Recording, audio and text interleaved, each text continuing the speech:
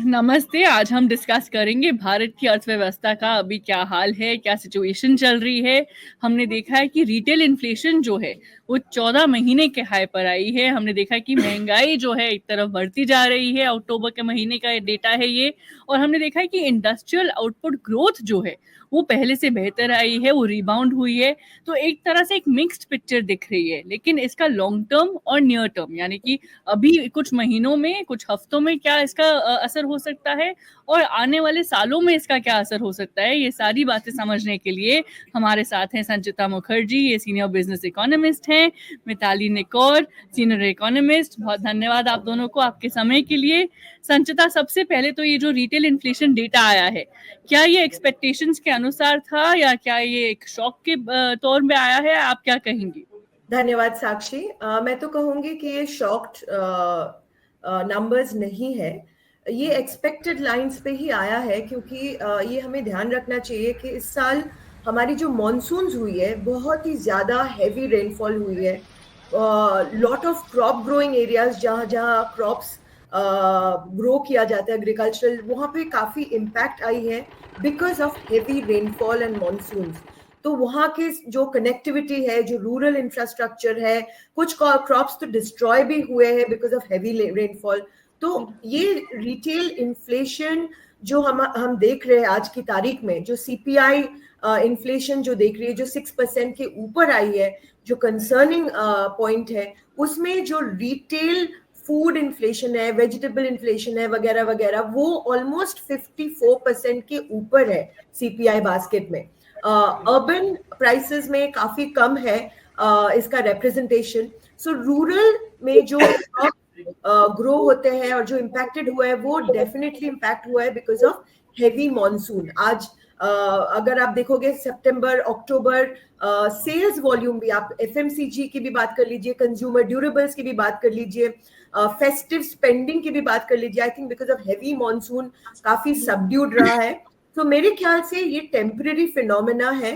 ये most economist जो इसका जो फोरकास्ट कर रहे हैं, वो बता रहे हैं कि नवंबर दिसंबर में ये सेटल हो जाना चाहिए, क्योंकि अभी मॉनसून बंद हो गई है। बट जो पॉइंट मैं इलेबोरेट करना चाहती हूँ कि इंडियन इकोनॉमी में जो स्लो डाउन की बातें चल रही है और ये टेम्पररी है कि ये परमानेंट है, इसमें थोड़ा ध्यान रखना चाहिए ऑन दिस फैक्ट कि जो गवर्नमेंट स्पेंडिंग है ये थोड़ी इस साल कम हुई है compare to last year. Last year नवंबर की तारीख तक almost 49% of the budget capex government ने स्पेंड कर दी थी ऑन द इकोनॉमी, राइट। इस साल ओनली 36% ऑफ द कैपेक्स अभी तक स्पेंड हुई है। सो गवर्नमेंट को थोड़ा हेवी लिफ्टिंग करनी पड़ेगी in terms of more investment into power sector, roads, ports, rural connectivity, agricultural infrastructure. इससे इन्फ्लेशन को थोड़ी राहत मिलेगी, महंगाई को थोड़ी राहत मिलेगी। बिकॉज आरबीआई ने आज तक, अभी तक जितने भी रेट हाइक्स किए हैं, इंटरेस्ट रेट्स काफी हाई पे है। तो इंटरेस्ट रेट्स हाई होने की वजह से कॉर्पोरेट बैंकिंग का जो जितने भी हमारे एमएसएमई सेक्टर्स है, जो हमारे स्मॉल फैक्ट्री प्रोड्यूसर्स है, वो जो लोन रकम पे बोरो करते हैं, उनके लिए इंटरेस्ट कॉस्ट काफी मायने रखती है। तो आरबीआई इससे ज्यादा इंटरेस्ट रेट हाइक नहीं कर सकती है। रादर इंडस्ट्री की डिमांड है, एमएसएमई सेक्टर की डिमांड है कि इंटरेस्ट रेट्स को कम किया जाए ताकि वो ज्यादा फैक्ट्रीज में इन्वेस्ट कर सके, ज्यादा इकोनॉमिक एक्टिविटी कर सके। और आरबीआई इंटरेस्ट रेट्स तभी कम कर पाएगी अगर आपका रूरल इंफ्रास्ट्रक्चर स्ट्रांग है, अगर आपका वेजिटेबल प्राइसेस स्ट्रांग है, अगर रूरल इन्फ्लेशन कम आती है। इसके लिए फिस्कल स्पेंडिंग करना भी बहुत जरूरी है, अलॉन्ग विद आरबीआई का रेट पे ध्यान रखने के बराबर। जी बिल्कुल। मिताली, आप क्या कहेंगी, ये जो इन्फ्लेशन डेटा आया है, क्या ये एक्सपेक्टेशंस के इन लाइन विद एक्सपेक्टेशंस आया है या एक तरह से एक शॉक आया है? जैसे कि संचिता समझा रही थी, जो सब्जियों का दाम है या जो खाने पीने का दाम है, ये बहुत महत्वपूर्ण होता है। जो हमारे सारे दर्शक हैं जो देख रहे हैं, उनके लिए देखिए रिटेल इन्फ्लेशन का डेटा इसीलिए ज्यादा आया है क्योंकि वेजिटेबल प्राइसेस जो है वो बहुत ज्यादा तेजी से उछाल देख रहे हैं, हम देख रहे हैं उनमें उछाल देख रहे हैं। तो आने वाले समय में आप क्या कहेंगी, क्या ये एक नियर टर्म प्रॉब्लम है या लॉन्ग टर्म में भी इस पर ध्यान देना चाहिए, जैसे संचिता बोल रही थी, आप क्या कहेंगी? बिल्कुल, बिल्कुल। एक तो मैं बिल्कुल ये 100% संचिता जी से एग्री करती हूँ कि एक ये टेम्पररी प्रॉब्लम है एक तरह से, लेकिन ये over time long term problem भी बन सकती है अगर इसको हमने आज ही अरेस्ट नहीं किया, एड्रेस नहीं किया, जैसे संचिता जी ने बहुत अच्छे से कहा। सबसे पहली बात तो मैं ये बताऊंगी कि आरबीआई ने एक लक्ष्मण रेखा बना के रखी है, जिसे हम कहते हैं कि अगर आपकी इन्फ्लेशन रेट 6% से ज्यादा बढ़ती है तो वो लक्ष्मण रेखा मतलब समझ लीजिए इन्फ्लेशन ने पार कर ली। और इन्फ्लेशन को हम इतना सीरियसली क्यों लेते हैं, क्योंकि इन्फ्लेशन की वजह से सरकारें गिर जाती हैं। और अगर हमने देखा था अभी यूएस के इलेक्शन में भी इन्फ्लेशन सबसे बड़ा एक मुद्दा बन के निकल के आया, और सबने देखा कि जहां पे आपकी फूड प्राइसेस एक पॉइंट को क्रॉस किया उन्होंने, तब उनका वोट जो है रिपब्लिकन्स की तरफ चला गया, क्योंकि उन्होंने ये देखा कि ये डेमोक्रेट से फूड इन्फ्लेशन कंट्रोल नहीं हो पा रही है। तो हमें ये बात बहुत सीरियसली लेनी चाहिए, क्योंकि आम औरत, इनफैक्ट आम आदमी पे नहीं कहूंगी, आम औरत पे जो इम्पैक्ट इन्फ्लेशन का आता है, जब आपकी सब्जियों के दाम बढ़ते हैं, जब आपके खाने के दाम बढ़ते हैं, तो वो आम औरत है जो उसको एवरी डे संभाल रही है, और उसके ऊपर वो एक इम्पैक्ट आ रहा है। तो ये दर्द, ये जो दुख लोगों के सामने आ रहा है, ये हमें एज पॉलिसी मेकर्स और गवर्नमेंट को भी बहुत सीरियसली लेने की जरूरत है। अब अगर हम इसमें अपने इंस्ट्रूमेंट्स देखें कि हम क्या कर सकते हैं इसको एड्रेस करने के लिए, सबसे बड़ी प्रॉब्लम ये है कि आरबीआई आज एक सिचुएशन में है जहां पर एक तरफ उसको ये है कि जॉब्स क्रिएट करनी है, एम्प्लॉयमेंट इंडिया में आज नंबर 1 प्रॉब्लम है। दूसरी तरफ आरबीआई को ये भी देखना है कि आपको इन्फ्लेशन कंट्रोल करके रखना है, और आपको ग्रोथ के बारे में भी सोचना है। ग्रोथ का डेटा भी हमारा आया है, 3% ग्रोथ पे आया है। तो हमें ये भी देखना है कि हमें ग्रोथ बढ़ानी है, क्योंकि ग्रोथ से ही हम जॉब क्रिएशन कर सकेंगे। तो अब आरबीआई के पास बहुत कम ऑप्शंस बचे हुए हैं, क्योंकि इन्फ्लेशन बहुत बढ़ रहा है।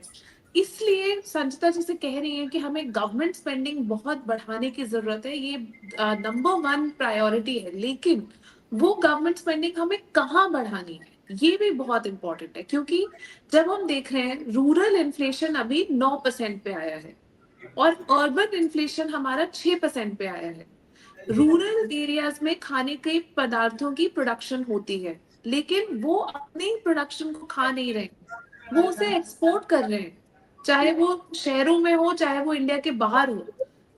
आज अगर हम पैडी की प्रोडक्शन देखें या राइस की प्रोडक्शन देखें, ऑलमोस्ट 70-80% इंडिया से बाहर एक्सपोर्ट हो रही है। ऐसा क्यों है? इसलिए बिकॉज रूरल एरियाज में लोग चाहते हैं कि उनको बेस्ट प्राइस मिले अपने प्रोडक्ट्स की।